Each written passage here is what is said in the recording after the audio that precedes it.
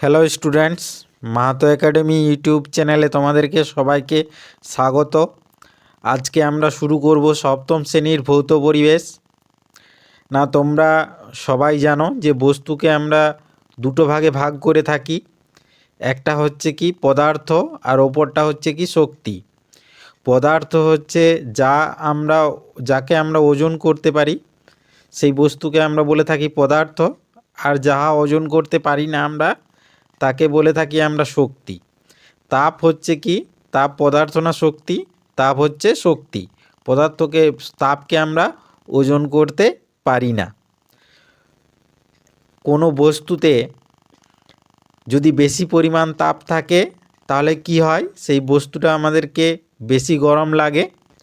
আর যে বস্তুতে তাপের পরিমাণ কম থাকে সেটা আমাদেরকে ঠান্ডা অনুভূত হয়। যেমন দুটো পাত্রে জল রয়েছে, একটা পাত্রে ফুটন্ত জল, একটা পাত্রে ঠান্ডা জল। তার মধ্যে ফুটন্ত জলের কাছেই আমরা যদি হাতটা নিয়ে যাই তাহলে আমরা দুটো হাতটা সরিয়ে নেব, তার কারণ ফুটন্ত জলে বেশি পরিমাণে তাপ রয়েছে। এখন বেশি পরিমাণে তাপ থাকার জন্য ফুটন্ত জলের কোন অবস্থাটা বেশি রয়েছে? না, ফুটন্ত জলের যে অবস্থাটা বেশি রয়েছে সেটা হচ্ছে কি তাপমাত্রা। ফুটন্ত জলে কি বেশি রয়েছে? না, তাপমাত্রা বেশি রয়েছে। তাহলে তাপ হচ্ছে কারণ আর তাপমাত্রা হচ্ছে তার ফল। ঠিক আছে? তাহলে তাপ দিলে কি হয়, কোনো বস্তুর তাপমাত্রার পরিবর্তন হয়। তবে সব সময় যে বস্তুর তাপ দিলে বস্তুর তাপমাত্রার পরিবর্তন হবে সেরকমটা কিন্তু নয়। আমরা দেখেছি যে বরফ 0 ডিগ্রি সেন্টিগ্রেড উষ্ণতায় বরফকে যদি নিই তাহলে তাকে কিছু পরিমাণে তাপ দিলে কি হয়, সেটা গলে জলে পরিণত হয়, কিন্তু তার তাপমাত্রার কোনো পরিবর্তন হয় না। কেবলমাত্র কঠিন অবস্থা থেকে বরফটা গলে জলীয় অবস্থায় পরিণত হয়। এক্ষেত্রে যে তাপমাত্রার পরিবর্তন হলো না, কিন্তু আমরা তাপ দিলাম, কিন্তু তাপমাত্রার কোনো পরিবর্তন হলো না। এই তাপটা কোথায় গেল?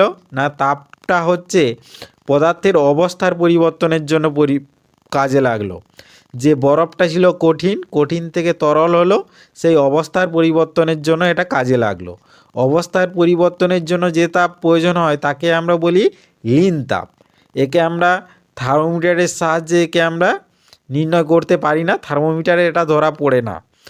আর হচ্ছে আরেকটা তাপ রয়েছে বোধগম্য তাপ।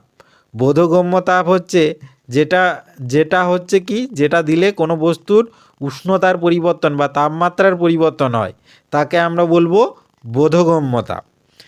ঠিক আছে? এরপর তাপকে আমরা কোন যন্ত্রে পরিমাপ করতে পারি?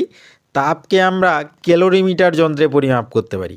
আর তাপমাত্রা কোন যন্ত্রে পরিমাপ করতে পারি? তাপমাত্রা আমরা থার্মোমিটার যন্ত্রে পরিমাপ করতে পারি।